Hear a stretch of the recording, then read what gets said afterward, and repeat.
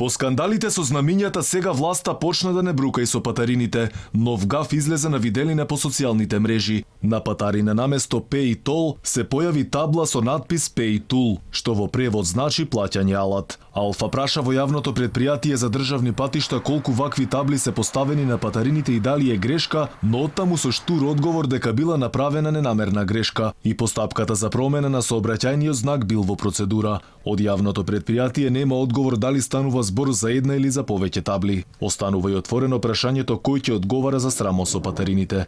И откако на власта дефинитивно не иоди со имињата на таблите, еден куп коментари се појавија по социјалните мрежи. Арно си напишале: патарина алатка за земање пари од граѓаните за користење на автопатите од нашата земја. Ни се смеа странциве што поминуваат багра неписмена, реагираат граѓаните по социјалните мрежи. Дека го намалуваат угледот на државата, јасно говорат и серијата грешки на власта кога неколку пати досега ги помешаа знамињата на државите, и тоа при посета на високи странски функционери на Македонија.